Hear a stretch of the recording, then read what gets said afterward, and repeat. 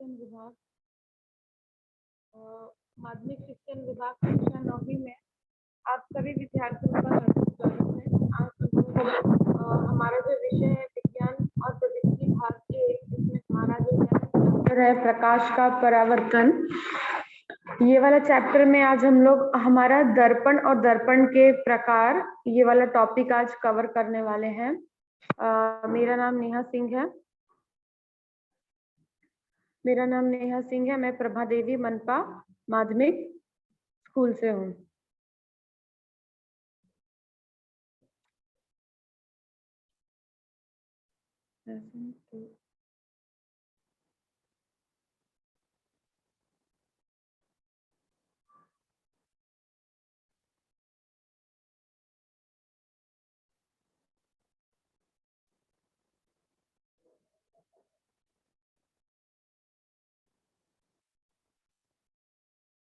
ठीक है बच्चों, तो आज हम लोग स्टार्ट करने वाले हैं हमारा चैप्टर प्रकाश का परावर्तन। तो प्रकाश के परावर्तन स्टार्ट करने से पहले आप लोग एक रिवीजन कर लीजिए। आप लोग अपने स्टैंडर्ड्स में पढ़े हैं कि प्रकाश क्या होता है, फिर भी उसका आज हम लोग एक रिवीजन कर लेते हैं कि प्रकाश क्या होता है। तो प्रकाश एक ऊर्जा का ही एक रूप होता है। प्रकाश एक प्रकार से आप लोगों ने सुना है प्रकाशीय ऊर्जा, तो प्रकाश एक ऊर्जा का ही रूप है जिसके द्वारा हम लोग जो वस्तुओं को देखने की अनुभूति प्राप्त करते हैं, जिसके कारण ही हम लोग आसपास की जो चीजें हैं वो देख पाते हैं। सूर्योदय, सूर्यास्त, इंद्रधनुष जैसी प्रकृति के विभिन्न चमत्कारी चीजों का आनंद ले पाते हैं, और हमारे आसपास कुछ भी चीजें हो रही है हम लोग वो प्रकाश में ही देख पाते हैं। अंधेरे में जैसे हम लोग गांव साइड जब देखते हैं कि लाइट वगैरह नहीं है, तो अंधेरे में कोई कीड़ा या कोई चीज है तो वो भी हमको नहीं दिखती है। उससे हम लोगों को कहीं ना कहीं कुछ खतरा हो सकता है हमारी जान को। अगर कोई सांप है, ऐसा कोई जानवर है, या ऐसा कोई क्या बोल सकते हैं, ऐसा कोई भक्षी है, तो हमको खतरा हो सकता है। तो कहीं ना कहीं प्रकाश के कारण हमारे आसपास क्या हो रहा है हम लोग हर चीज देख पाते हैं, और प्रकाश एक प्रकार की ऊर्जा है। ठीक है, अब प्रकाश का परावर्तन क्या होता है बच्चों? तो प्रकाश का परावर्तन, प्रकाश जब किसी सतह से टकरा कर उसी माध्यम में वापस लौटता है, तो इसे ही हम लोग प्रकाश का परावर्तन कहते हैं। प्रकाश का परावर्तन भी आप लोग पहले पढ़ चुके हैं कि प्रकाश का परावर्तन क्या होता है। जब भी प्रकाश जो होता है वह किसी प्रकाश किसी सतह से टकराकर उसी माध्यम में वापस लौटता है, उसी को हम लोग प्रकाश का परावर्तन कहते हैं। अब परावर्तन के प्रकार कौन कौन से होते हैं? तो परावर्तन के दो प्रकार होते हैं, एक होता है नियमित परावर्तन और एक होता है अनियमित परावर्तन। जब चिकने और समतल पृष्ठभाग पर परावर्तन होता है तो उसको हम लोग नियमित परावर्तन कहते हैं। जब खुरदुरे पृष्ठभाग पर परावर्तन होता है तो उसको हम लोग अनियमित परावर्तन कहते हैं। ठीक है, ये बच्चों आप लोगों को एक प्री जानकारी थी प्रकाश के बारे में, या प्रकाश के परावर्तन के बारे में, या प्रकाश का परावर्तन कितने प्रकार के होते हैं। तो आज का हम लोग हमारा जो टॉपिक है दर्पण और दर्पण के प्रकार आगे स्टार्ट करते हैं। सबसे पहले दर्पण हम लोग समझ लेते हैं। दर्पण आप लोगों ने ये वर्ड सुना ही होगा। जनरली आप लोग घर में जिसको बोलते हैं शीशा या मिरर बोलते हैं, आप लोग ये वर्ड यूज करते ही हैं। तो दर्पण भी उसी का एक समानार्थी शब्द समझ लीजिए, उसी को हम लोग दर्पण कहते हैं। तो दर्पण होता क्या है? दर्पण ऐसा पृष्ठभाग है जिसके द्वारा प्रकाश का परावर्तन करके हमको कोई भी प्रतिबिंब सुस्पष्ट दिखाई देता है। ऐसे पृष्ठभाग को हम लोग दर्पण कहते हैं। अब दर्पण जिन वैज्ञानिक ने इसकी निर्मित की है उनके बारे में भी हम लोग जान लेते हैं। तो जर्मन वैज्ञानिक जस्टिस वॉन लिबिंग ने सादे कांच के टुकड़े के एक समतल पृष्ठभाग पर चांदी का लेप लगाया और दर्पण तैयार किया। इसे ही रजत कांच परावर्तक कहते हैं। जो दर्पण हमारे आसपास होते हैं, जैसे आप लोगों ने देखा होगा अपना शीश जो हम लोग चेहरा वगैरह देखने के लिए यूज करते हैं, तो जो दर्पण है उनके दो प्रकार है, एक है समतल दर्पण, दूसरा है गोलीय दर्पण। ये दोनों प्रकार के दर्पण होते हैं। तो इन्हीं दोनों प्रकार के बारे में आज हम लोग जानकारी लेंगे। तो सबसे पहले हम लोग समतल दर्पण के बारे में समझ लेते हैं कि समतल दर्पण क्या होता है। समतल देखिए नाम से ही आप लोगों को मालूम पड़ रहा है कि समतल मतलब चिकना, जो चिकनी सतह होती है या समतल जगह है, तो दर्पण भी उसमें उसी प्रकार का होगा। तो ऐसा दर्पण जिसकी सतह चिकनी या समतल हो उसे हम लोग समतल दर्पण कहते हैं।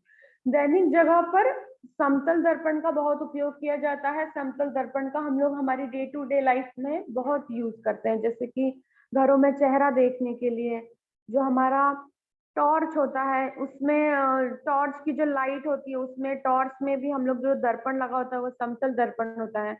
सोलर कुकर में लगा होता है, वाहनों में लगा होता है, बहुत जगह पर जो होता है दर्पण लगा होता है ये। तो हमारी डे टू डे लाइफ में इस समतल दर्पण का बहुत उपयोग है। हम लोग जो हमारे दिन की शुरुआत भी करते हैं तो इसी दर्पण में अपना चेहरा देखकर करते हैं। अब समतल दर्पण कैसे बनता है, तो समतल चिकने कांच के पिछले पृष्ठभाग पर एल्युमिनियम या चांदी धातु का पतला परावर्तक लेप लगाने पर समतल दर्पण तैयार होता है। तो समतल दर्पण के लिए क्या करते हैं, कांच के पिछले पृष्ठभाग पर एल्युमिनियम या चांदी का पतला लेप लगाकर हम लोग ये समतल दर्पण तैयार करते हैं। और परावर्तक पृष्ठभाग को अपारदर्शी करने के लिए तथा पृष्ठभाग का संरक्षण करने के लिए जो धातु का लेप लगाया जाता है, उसके साथ साथ लेप पर लिड ऑक्साइड जैसे पदार्थ का भी लेप लगाया जाता है, जिससे क्या हो, जो परावर्तक पृष्ठभाग है वो अपारदर्शी भी हो, साथ ही साथ जो पृष्ठभाग है उसका संरक्षण भी हो, इसीलिए उस पर लिड ऑक्साइड का लेप लगाया जाता है। ये समतल दर्पण की आकृति आप लोग देख ही रहे हैं बाजू में।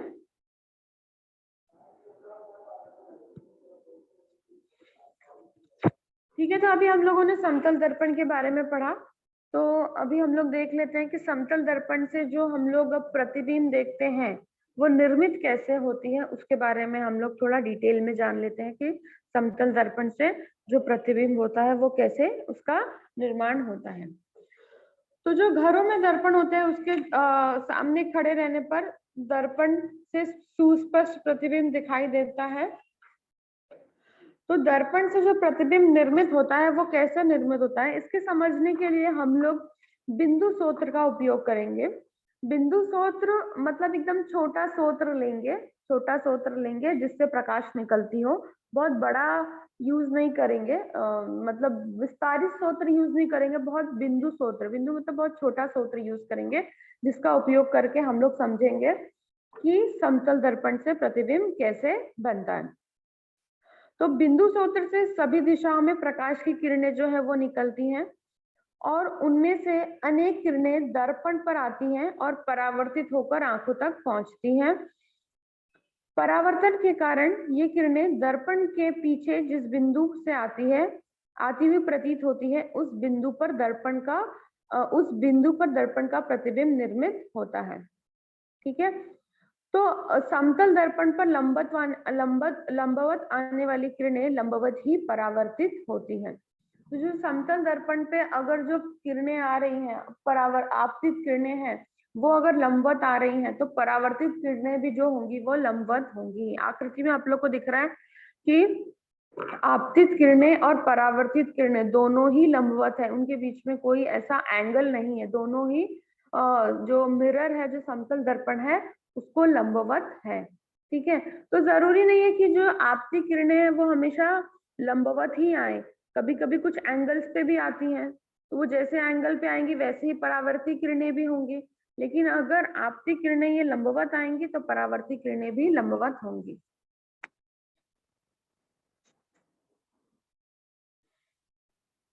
अब इस चित्र के माध्यम से हम लोग समझ लेंगे। चित्र में आप लोगों को दिख रहा है बिंदु ओ, बिंदु ओ जो है वो वस्तु है और यहाँ पे बीच में आप लोगों को दिख रहा है M1 M2, तो M1 M2 जो है वो मिरर है, समतल दर्पण है। ठीक है, तो जो वस्तु बिंदु ओ है वो बिंदु सूत्र का उपयोग हम लोगों ने किया है। तो बिंदु सूत्र ओ से जो आपती किरणें हैं OR1 और OR2 से निकलती है। ये OR1 और OR2 निकलने के बाद जो दर्पण है, दर्पण से परावर्तित होती है और परावर्तित होकर जो परावर्तित किरणें हैं वो है R1S1 और R2S2, ये दोनों किरणें परावर्तित होती हैं।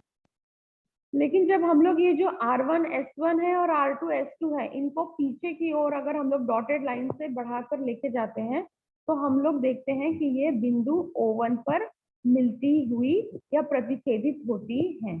ठीक है, जब हम लोग इनको देखते हैं तब हमको दिखाई पड़ता है कि बिंदु O1 से ये जो परावर्तित किरणें हैं ये O1 से आती हुई प्रतीत होती है। तो इससे हम लोगों को मालूम पड़ता है कि बिंदु O से निकलने वाली जो अन्य किरणें भी होंगी वो इसी प्रकार O1 से ही आती हुई प्रतीत होंगी।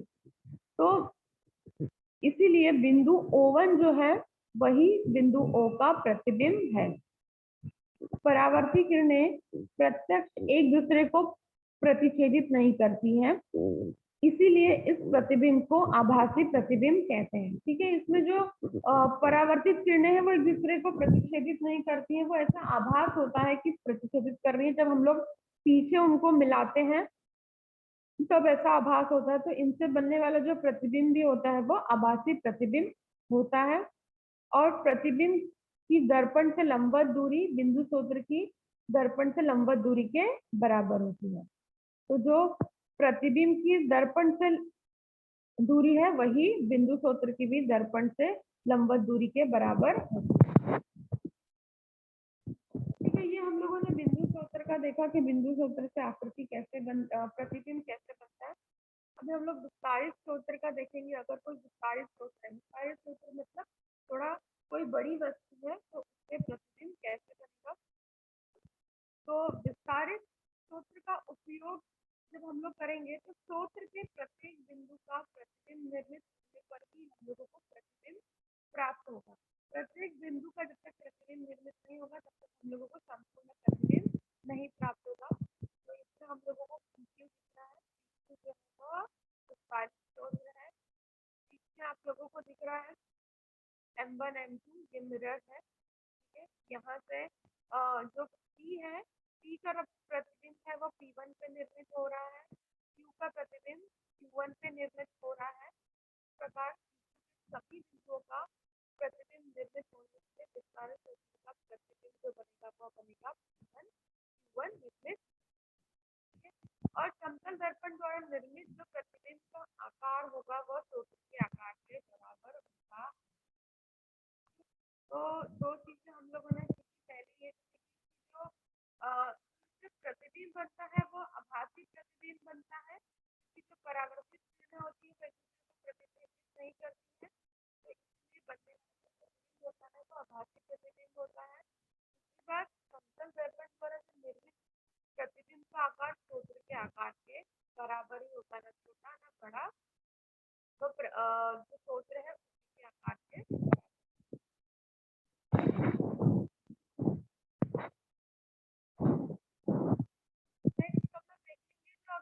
समतल दर्पण जैसे हम लोग समतल दर्पण को अलग अलग एंगल, तो अगर हम लोग समतल दर्पण और उन दोनों समतल दर्पणों को, जैसे आप लोगों को आकृति में दिख रहा है कि दो समतल दर्पण, दोनों समतल दर्पणों को अगर हम लोग अलग अलग एंगल से एडजस्ट करेंगे तो उनके सामने अगर हमने कोई वस्तु रखी है तो वो वस्तु का कितना प्रतिबिंब बनेगा वो कैसे हम लोग ज्ञात कर सकते हैं। तो हम लोग तो जैसे अभी आपको यहाँ पे आकृति में दिख रहा है,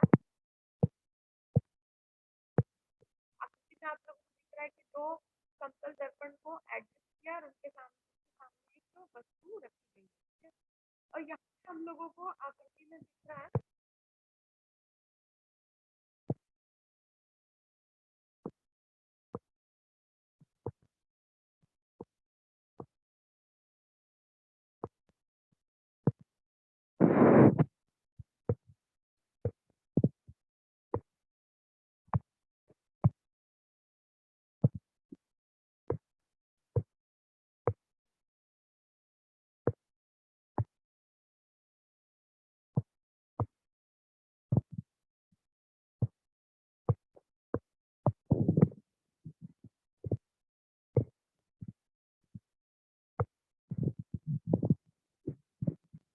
हाँ, आकृति में हम लोगों को यहाँ पे दिख रहा है कि हम लोग जो दोनों दर्पण है, दोनों दर्पणों को अगर अलग अलग एंगल से एडजस्ट करेंगे तो कैसा हम लोगों को जो प्रतिबिंब की संख्या है वो कैसे मिलेगी। तो हम लोगों को उसके लिए ये सूत्र दिया है कि n is equal to 360 degree upon a minus 1। इसमें जो n है वो प्रतिबिंबों की संख्या है और a जो है वो दर्पण के बीच का कोण है। तो जैसे अभी हम लोग अगर दर्पण के बीच का कोण 120 रखते हैं तो 360 बटे 120 माइनस 1। तो अगर हम लोग सॉल्व करेंगे तो ये हम लोगों को मिलेगा 2। अगर हम लोग इसको सॉल्व करते हैं 360 अपॉन 120 माइनस 1, 360 अपॉन 120 को डिवाइड करेंगे तो हम लोगों को 3 मिलेगा और 3 में से 1 जाएगा तो हम लोगों को उत्तर मिलेगा 2। तो इसका मतलब जो प्रतिबिंबों की संख्या होगी वो 2 होगी। तो इसी प्रकार हम लोग दो प्रतिबिंबों को अलग अलग एंगल से एडजस्ट करके उनसे बनने वाले प्रतिबिंबों की संख्या ज्ञात कर सकते हैं। अगर जैसे उनका जो सेकंड दिया है कि अगर उनके बीच का एंगल 90 है तो प्रतिबिंब की जो संख्या होगी वो होगी 3। अगर उनके बीच का एंगल 60 है तो प्रतिबिंब की संख्या होगी 5। अगर उनके बीच का एंगल जैसे 45 दिया है तो प्रतिबिंब की संख्या होगी 7। और अगर उनके बीच का एंगल 30 है तो प्रतिबिंब की संख्या होगी 11। ठीक है, ये आप लोग भी सॉल्व करके देख सकते हैं, आप लोगों को भी इसी प्रकार से आंसर मिल सकता है।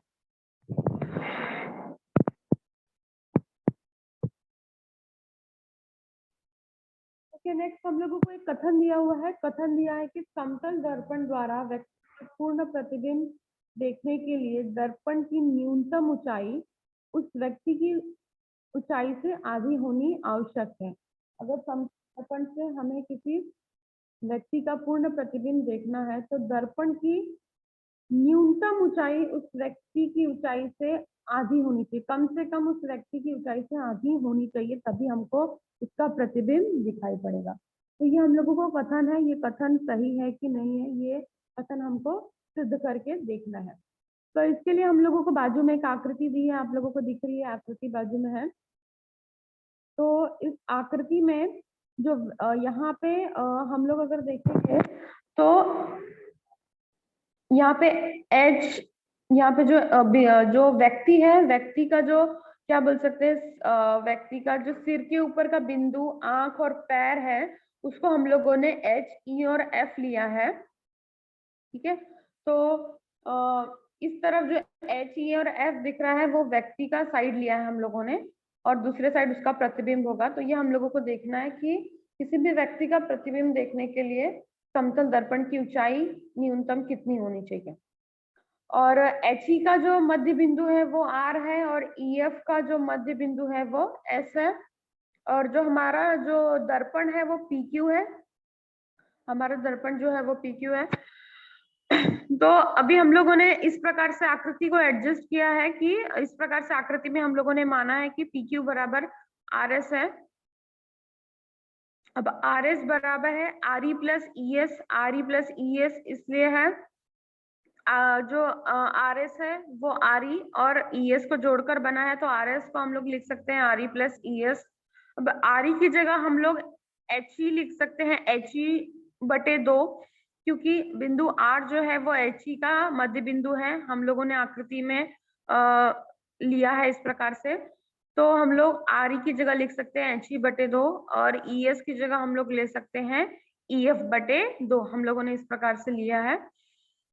तो जब इन दोनों को जोड़ेंगे एच टी बटे 2 प्लस ई एफ बटे 2 तो हम लोगों को मिलेगा एच एफ बटे 2, जो है कि व्यक्ति की ऊंचाई का आधा।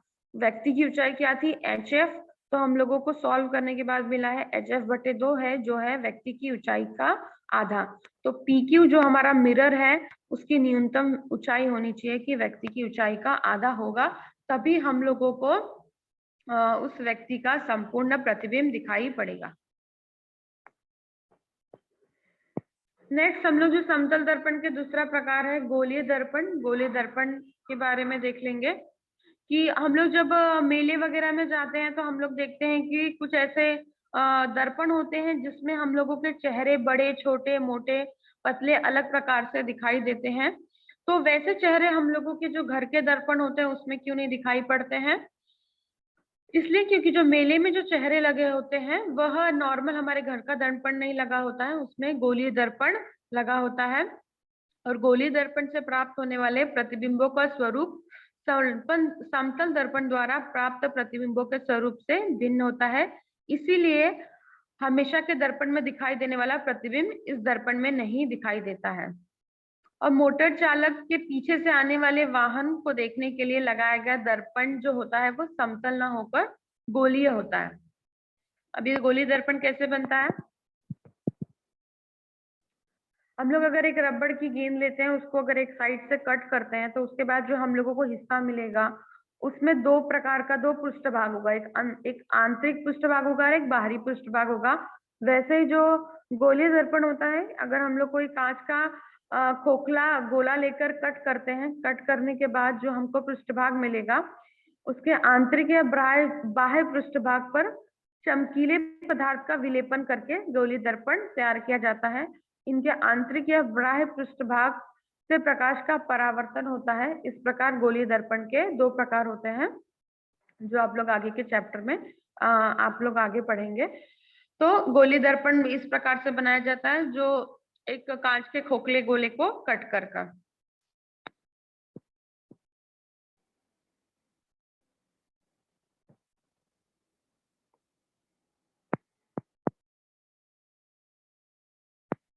तो बच्चों आज हम लोगों ने जो हमारा चैप्टर था दर्पण और दर्पण के प्रकार, इसमें हम लोगों ने समतल दर्पण क्या होता है वो समझा, किन वैज्ञानिक ने इसका खोज किया उसके बारे में समझा, समतल दर्पण से प्रतिबिंब की निर्मिति कैसे होती है वो समझे हम लोग। और हम लोग देखे कि समतल दर्पण को अलग अलग एंगल्स पे एडजस्ट करने पर प्रतिबिंब कैसा प्राप्त होता है। और समतल दर्पण के से हम लोगों को प्रतिबिंब प्राप्त करने के लिए कम से कम उसकी न्यूनतम ऊंचाई व्यक्ति की ऊंचाई की आधी होनी चाहिए, ये भी हम लोगों को ज्ञात हुई। दूसरा बात हम लोगों ने जो हमारा दूसरा टाइप है गोलीय दर्पण, उसके बारे में भी सीखा। तो आज का क्लास हम लोग यही खत्म करते हैं। किसी को कुछ डाउट है तो पूछ सकता है।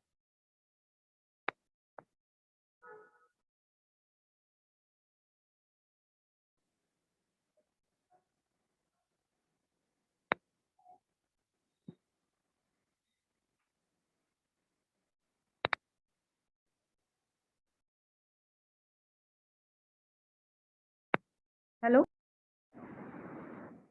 तो बच्चों आज हम लोगों ने हमारा जो 11th चैप्टर है प्रकाश का परावर्तन, इसमें हम लोगों ने दर्पण और दर्पण के प्रकार सीखे, जिसमें हम लोगों ने समतल दर्पण से बनने वाले प्रतिबिंब, उसके लिए हम लोगों को कौन सी न्यूनतम ऊंचाई चाहिए उसके बारे में सीखा। और दूसरा हम लोगों ने गोलीय दर्पण कैसे तैयार होता है वो सीखा। आप लोगों ने आज का लेक्चर ध्यानपूर्वक सुना, इसलिए धन्यवाद।